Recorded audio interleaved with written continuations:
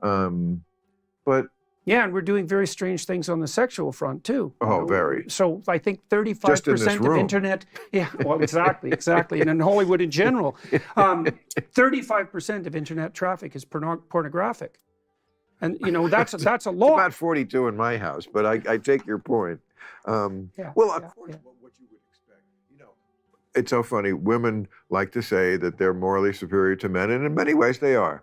But I never understood why being more interested in shopping than pornography made you morally superior. Because if you look at what most women go to on the internet, it's shopping sites. And what women like verbal pornography. Well, it's true. It's true. Meaning dirty talk. There's a typical no pornographic stories, but not visual. Like men are pornographic visually, women are pornographic semantically. There's a big literature on this. But what is it? I can't. Well, there's a classic story. It's the story of every Harlequin romance, and there are pornographic Harlequin romances. And you're saved by a handsome. Yeah, well, that's part of it. It's 50 Shades of Grey, right? Which is the biggest selling novel ever. Right. Okay. So I believe directed by a woman, written by a woman, and certainly enjoyed by women. Yes, right at the height of Me Too, by the way. Yes, well, the first one may. Me Too. Yes, book, correct. Yes. Yeah. So that was very interesting. Okay, so here's the plot. It's Beauty and the Beast. So the Google engineers figured this out because they looked at billions of internet searches for pornographic material from women, and they analyzed the narrative. Really? Yeah. It's so cool. How do you know that? There's a book called A Billion Wicked Thoughts that the Google engineers wrote. Oh. Yeah, and Google engineers make great psychologists because they're too stupid to be politically correct. So they just tell you what's actually true, and they don't even know that there's something wrong with it. It's like, this is just what happened, because they're engineers. Right. They're nerds. Yeah. So they just think, oh, this is what the data shows. You got a problem with that? Like, how would anyone have a problem with that? Because they're engineers, right? Okay, so there's 5 male categories that are hyper attractive on the pornographic front to women: vampires, werewolves, pirates, surgeons, and billionaires. Well, hey, that's right, man. So, I can't help this. This is just how it is. And so if you were a billionaire pirate with a medical degree, you could fucking kill it out there. You'd be like, Well, you'd be slaying it. Yeah, absolutely. Okay, so now the next part of it is, a lot of the build-up is foreplay. So what happens is that the billionaire pirate, werewolf, vampire finds this girl who has kind of a secret beauty, right? And they have a very fractious... A secret beauty, yes. Yeah, well, it's like a Hollywood librarian. Well, I mean, she's not beautiful with her glasses on. Right, because on. that covers anybody who's reading it to thinking who's not very attractive. They can think, well, I have a secret beauty. Exactly. It weighs a ton, but it's secret. Okay, now they have a fractious relationship, right? Because he's attractive to all sorts of other women, and there's quite a bit of tension and fighting. But eventually, she tames him with her secret beauty. And then that's when the wild sex starts. Not just her secret beauty, but her awesome personality. Yeah. Because, well. So that's the female pornographic pattern, by the way. Yeah. Yes. And it's verbal. But come on. Not as many women read Harlequin romances as men view pornography. All men look at pornography. I don't think all women do that. I think women are a little more. I don't know. I wouldn't know how to quantify the comparison exactly, but believe me, there's 50 Shades of Grey is a great example. Yes. Plenty of people. No. Women. I mean, look. Women are in a bind now because the politics tells them to say one thing, especially about sex. We're definitely going to get in trouble here, I don't care. Trouble's coming for sure. If either one of us cared, would we be this far along? What you have to do is lean in. I mean, that's what we both do. It's like, no, I'm going to trust that there are this certain percentage, hopefully more than 3% psychos. Yeah, hopefully. Who are sane people, who are, again, the idea that the people who they say are these arch-conservative bad guys now, the Canadian professor or Barry Weiss, a lesbian. Joe Rogan, gateway to the alt-right. Yeah. I know, Joe, he's conservative, man. He's never met anybody more conservative than Joe Rogan. Sam Harris, these people who like it wasn't that long ago when we were just regular liberal folks. We were talking about female pornography Oh, use. yes. Yeah. Yes, that's very important. That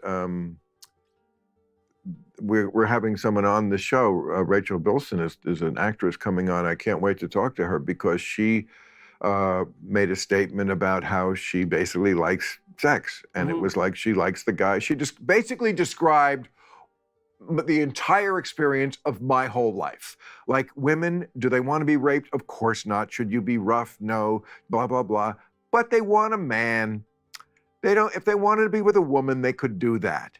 And I don't know what her exact words were, but it was something like, it's this all shit about that's why the fantasy is this. They want a guy. There's a fine line that a gentleman knows how to pull off between not being scary or rapey or over the line, but having a pair of balls and just not being a woman at all. Being, yes, it's a domination. And also not being a narcissistic psychopath. Right. So you see that really well laid out in Disney's Beauty and the Beast. Yes. Because there's Gaston, and he's like Trudeau. He's like Justin Trudeau, except more muscular. And no, definitely. And you know, Beauty is relatively she's clued in, she's intelligent, and she prefers the guy who's like the actual Beast because he's honest and tameable. And that, like, the female pornographic literary structure is identical to Beauty and the Beast. It's the same story. So in the Beauty and the Beast, she has another choice for a lover? Yeah, the Beast. No, but another. Gaston. He's no. Was there another guy who was Gaston is not the Beast? No, Gaston is the guy who is trying to entice Beauty, who ends up trying to kill the Beast, but the Beast kills him. And Gaston is a regular-looking guy. He's extremely handsome, and like the dopey girls in the village really love him. He's very narcissistic, and yeah. So he's the fake. He's a fake. Yeah, but he's like, Niedermeyer in Animal House, right? I mean, there's always has to be that stiff, good-looking guy in the college movie who the girl, he thinks he can easily get the girl because he's the good-looking captain of the football team. Yeah. That's Gaston. And then the subversive dude winds up getting her in the end because that's our fantasy. Right. In real life. That's the fantasy of creative people. In real life, Gaston gets the girl 9 out of 10 times. I mean, come on. She's a beauty. We're comedians and professors. We're not in that league, bro. Yeah. Well, at least we do better than engineers. No. Exactly. Those fucking nerds. Now, listen. Not that this stuff isn't important, and it's certainly not all about me, but I got one really important question I got to ask you from about 10 minutes ago. You mentioned these 5 areas, and I feel like I'm clear on 4 out of 5. I am not a pest. I'm not a parasite. Mm-hmm. I'm not a predator. Mm-hmm. I'm not a... Machiavellian? That's the one I'm a little iffy on. Let's go back. What are the other 2? A narcissist? I'm not that. Sadist? No. Okay, well, good. So, the sadist part, that's very good. So, it's best not to be. My question, you're the doc. I mean, I do have Machiavellian qualities. I'll put it this way. The difference between me and my father would always just do the right thing. Yeah. Me, I think about doing the wrong thing. Yeah. But then I don't because I was raised by my father. Right. But I felt like with him, it's the natural thing. And me, I will always go, and I don't. But well, the thing about, okay. It's a little Machiavellian. Well, yeah, look, first of all, I'm not sorry about it. People who are in media and any branch of entertainment, any branch of public life, journalism, politicians, the sin, so to speak, that they're going to be more tempted towards are the sins on the narcissistic side of the equation. Right. Right? And there's a reason for that. And the reason is they're going to be extroverted. So they're talkative, they're assertive, they want to be in the limelight. And the comedians also have to be, around them. They have to be disagreeable, because if you're not disagreeable, you can't be a comedian. I mean, look at Bill Burr. I mean, everything he says is like ornery as hell, right? And it's funny. And right. Almost all comedy is transgressive, and you have to be kind of rude to be transgressive. And so you're low in agreeableness, and then you're very high in openness, which is the creativity dimension. So of course, all manner of crazy ideas are going to enter your head, Right. because that's part of the issue of being creative. Is You don't know the half of it. Yeah, yeah. Well, I might know it better than you think. You might. Yeah. Yes. Yeah. I can't tell you how great it is to have you back. Well, thank you, I mean, sir. honestly, there was a lot of people who, when you were down and out, were very sad that, like, oh man, that is one guy on the team, and our team is not that big. Yeah. That we Yeah. cannot afford to lose. So to have you come back and be so on it and looking good and funny and, brave as always, man. I'm doing a European tour at the Europe and the Middle East in early October. Middle East. Yeah, I'm going to the United Arab Emirates. UAE. You bet, you bet. Abu It turns Dhabi. out I have a lot of Muslim followers. Great. Or followers isn't the right word. No. Viewers, listeners, and readers. That's right. Not followers. That's fantastic. I'm very much looking forward to it. Yes, I've been to Israel. That's the only part of the Middle East I've been to so far. Yeah. And so, yes, I'm very excited about that. Wow. And I've actually done a number of podcasts with Muslim thinkers of various stripes, ranging from, real apostate types like Ayaan Hirsi Ali to people who are, Muslim traditionalists. And that's been extremely interesting. And one of the things that's really been positive about that, I got to tell you, that even talking to the more traditionalist Muslim types is, first of all, those podcasts attracted very large audiences, like multiple millions of people. And the fundamental comment, like, because I read a lot of comments about my YouTube podcasts, the most common podcasts by far were expressions of relief on the part of Muslims that they were part of the conversation. Right. So that was really, really absolutely. heartening to see. There must be such a hunger and a earthquake waiting to happen in the Islamic world for, look, I've taken my lumps, especially after 9/11, talking, I think, honestly about the problem. The same thing Sam Harris has identified so beautifully, that there is a unique problem with the religion, whatever religion it is at any time in history, that is the most fundamentalist. And at this time in our history, that is Islam. Well, it might be woke liberalism. Hey, man, it's a toss-up. No, well, that is a religion too. Yes. Yeah. But it also might be which religion is being gamed most effectively at any given moment by the psychopaths. Right. But if Yeah. I draw a mean cartoon of AOC, I'm not going to get killed. Yeah. But if I draw the wrong cartoon in the other religion, I will. Yes, So, that's not a good thing, So I'm generally going to speaking. make that important to me, like which one could really kill me.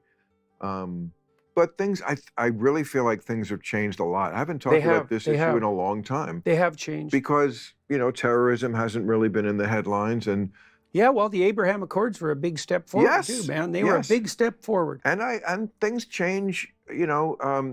I thought this amused me. There was I think, must be in Minnesota, I think, where there's a large Muslim population. I forget the city, but the liberals there were very proud of themselves that they elected a majority Muslim school board, which then during Pride Month refused to do the Pride flag thing. And they were like, oh, and that's always the conundrum liberals have found themselves in, which I always ridiculed, and of course they hated me for it, that how can you be liberal and because they're a minority or a different religion or their skin is brown, support them in the most illiberal actions, just the way the women with really, we're putting a fucking tarp over a woman's head?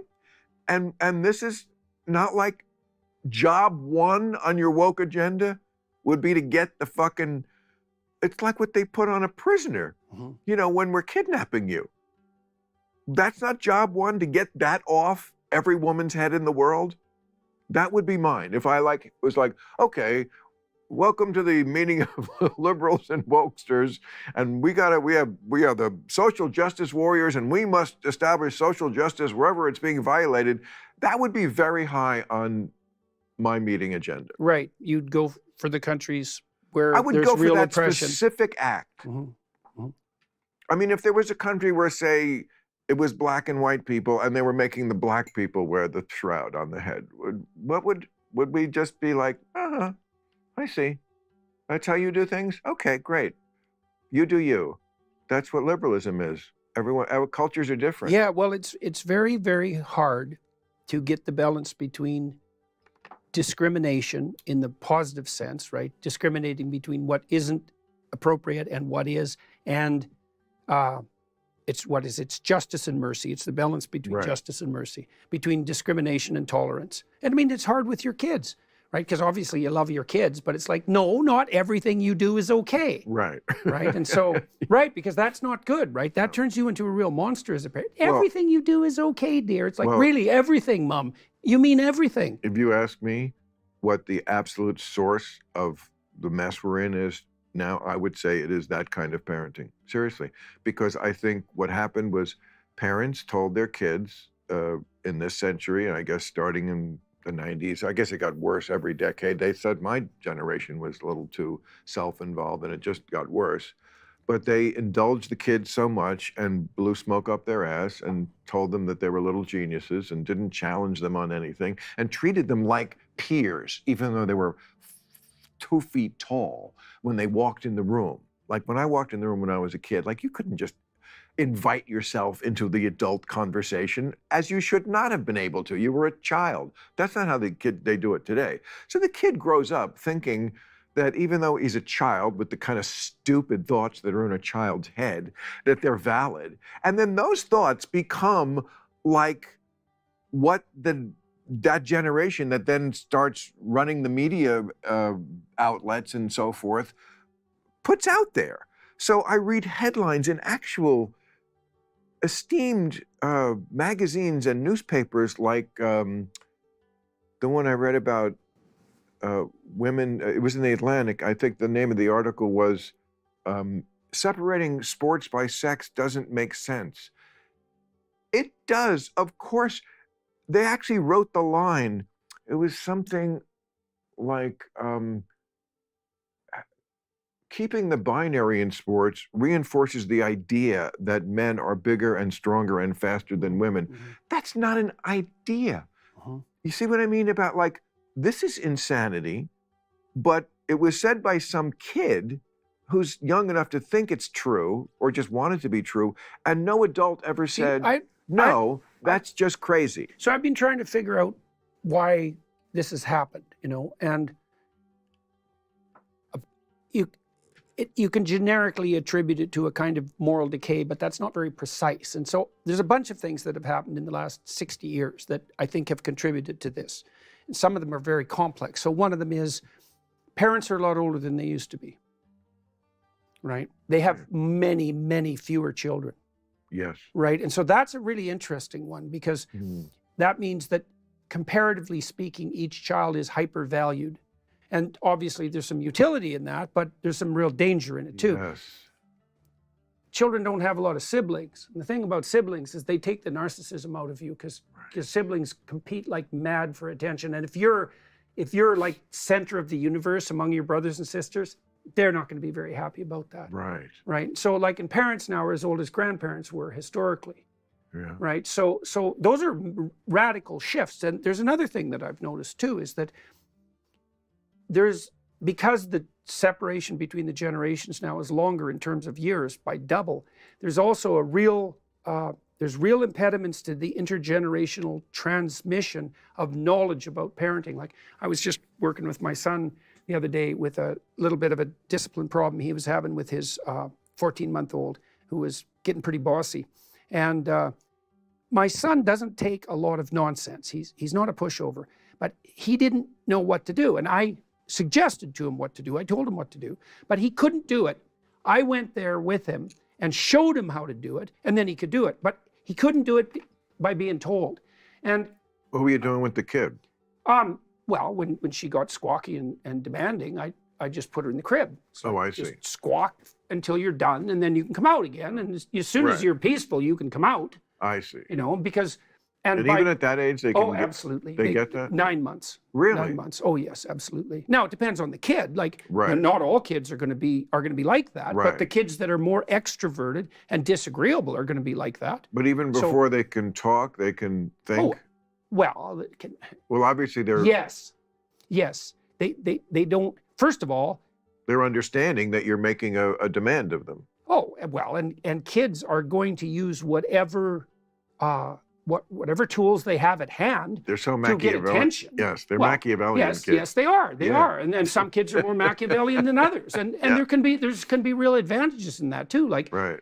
Like a kid who isn't a pushover can be socialized with extreme precision, right? Because they're pushing, they're checking out to see where the boundaries are. And so they can really learn to be socially sophisticated, but they're also a handful. So, you know, you don't get a benefit without a cost. Anyways, it was interesting to watch because even though he's not a pushover, he couldn't figure out exactly what to do without having it acted out. And so now we're extending the gap between generations. And so I think we've interfered with the intergenerational transmission of parenting knowledge. And it's not that easy to know when to put a disciplinary boundary on a child. You know, it's a very complicated thing to do. And it's hard on mothers in particular because up till the age of about 9 months, whenever your child manifests any sign of distress, your job as a mother is to assume the child is 100% correct and fix the distress. But at some point, there's a transition because a lot of the distress now becomes anger and it can become manipulative anger. And so now you have to step back and you have to think, well, now, kid, everything that you're bitching about, you can't get. Right. But it's really hard for mothers to make that transition because they've had to care for this creature for like 9 months and do exactly what they were bidden to do immediately. And all of that was appropriate.